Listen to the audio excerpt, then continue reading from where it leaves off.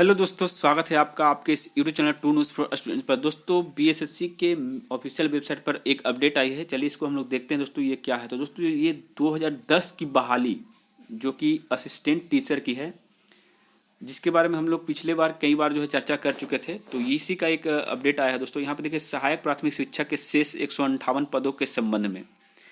तो क्या है दोस्तों, देखिए माननीय उच्च न्यायालय पटना द्वारा CWJC संख्या इतना, यानी 2012 में इस पर देखिए केस हुआ था, ध्यान दीजिएगा 2012 में, तथा अन्य वादों में पारित न्यायाधीशों के अनुपालन में 34,540 कोटि के शेष 2204 पदों के विरुद्ध अवशेष 158 पदों पर नियुक्ति की अनुशंसा की जानी है। इस क्रम में आवेदन करने वाले ऐसे अभ्यर्थी जो विषयवार कोटिवार मेगा सूची में स्थान पाते हैं किंतु उनके कागजात आयोग कार्यालय में अनुपलब्ध हैं को काउंसलिंग में आमंत्रित कर उनके कागजातों की जांच कर उन्हें उनकी छाया प्रति प्राप्त की जानी है।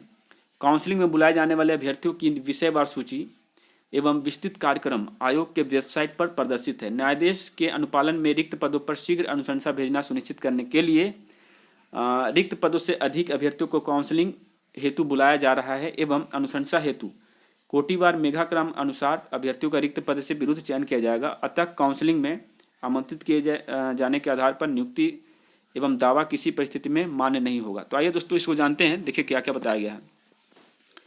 इसमें बताया गया है कि काउंसलिंग में आमंत्रित अभ्यर्थियों को यह भी सूचित किया जाता है कि विज्ञापन की अंतिम तिथि यानी 19/7/2010 के पूर्व निर्गत प्रमाण पत्र ही मान्य होंगे।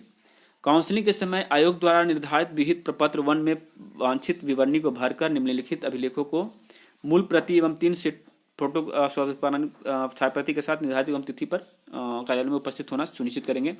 जिसमें जो चीज़ें मांगी गई दोस्तों वो क्या क्या है ये आपको बताना चाहूँगा। एक, आवेदन करने का कोई साक्ष्य, जैसे कि आपने आवेदन किया है उसका, आधार कार्ड एवं एक अन्य पहचान पत्र, मैट्रिक का या उसके संबंधित कोई मूल अंक पत्र या फिर पहचान पत्र, शैक्षणिक योग्यता जो कि विज्ञान के अनुरूप हो उसका प्रमाण पत्र, प्रशिक्षण का अंक पत्र और प्रमाण पत्र जिसमें प्रशिक्षण सत्र भी स्पष्ट हो, अनुसूचित जाति जनजाति अभ्यर्थियों के लिए अनुमंडल पदाधिकारी द्वारा निर्गत जाति प्रमाण पत्र।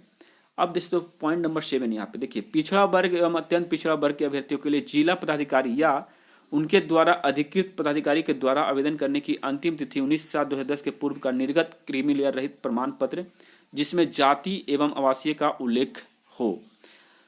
अब दोस्तों विकलांगता प्रमाण पत्र वगैरह वगैरह। तो देखिए दोस्तों यहाँ पर जो पॉइंट नंबर 7 आप देख रहे हैं, इसमें तो 2010 का मांग कर दिया है, 19/7/2010 के पहले का। अब जरा सोचिए, बहाली 2010 की है, उस समय का एनसीएल मांग रहे हैं, छात्र कैसे लाएंगे। और नीचे देखिए इनका एक विज्ञापन संख्या है, उसके हिसाब से आपका पूरा डिटेल है किस तरह से भरना है आपको। और ये आप सभी को पता है बीएसएससी इंटर लेवल में भी ये चीज़ मिली थी आपको।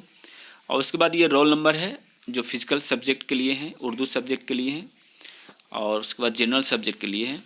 इन तीनों का यहाँ पे लिस्ट दिया हुआ है दोस्तों, और डेट दिया हुआ कि कब से कब आपकी काउंसलिंग है। तो देखिए ये अभी आप इन्हें हाल ही में देखा कि लैब टेक्नीशियन की काउंसलिंग जो है वो आपका 15 फरवरी से स्टार्ट हो रहा है, और यहाँ पे 25 फरवरी से इनका काउंसलिंग स्टार्ट हो रहा है सुबह 10 बजे से। ठीक है, तो जो भी छात्र हैं यहाँ पे टोटल 68 इधर हो गए और 72 इधर हो गए। तो लगभग आपका 200 कितने कैंडिडेट को बुलाया गया दोस्तों, 158 पदों पर नियुक्ति के लिए 200 उससे अधिक कैंडिडेट को बुलाया जा रहा है, यानी जो भी है। तो ये मामला 2012 में कोर्ट में गया था, और उसके बाद इनकी काउंसलिंग जो है अब होने को है। तो समझ सकते हैं दोस्तों कि एक एक निर्णय जो आता है कोर्ट से उसको आने में 2 साल 4 साल 5 साल 10 साल भी लग जाते हैं। उसी तरह लैब टेक्नीशियन की अगर बात करें दोस्तों, लैब टेक्नीशियन भी मामला कोर्ट में गया था इसी तरह से रिक्त पदों को लेकर के, और वहाँ पे आप देख रहे होंगे कि 2020 में वो मामला कोर्ट में गया, और 2022 में जाकर के उस पर एक निर्णय आया है कि आप 1 सप्ताह में रिजल्ट घोषित करें। तो आप लोग देखे होंगे कि लैब टेक्नीशियन का भी रिजल्ट हाल ही में जारी किया गया है, मतलब कुछ पदों के लिए। और बीएसएससी की एनसीएल वाली जो मैटर है वो तो अभी कोर्ट में चल ही रही दोस्तों, और ये कब तक चलेगी। देखिए मैं ये नहीं कहता हूँ कि दोस्तों विलम्ब हो, लेकिन जो सच्चाई उससे भी तो आप झुक नहीं सकते हैं, और झूठ का अफवाह भी फैलाना ठीक नहीं है। मैंने झूठ का हम ये ड्रामा फैला दें कि भाई अगला सप्ताह मान्य हो ही जाएगा, तो लगे रहो।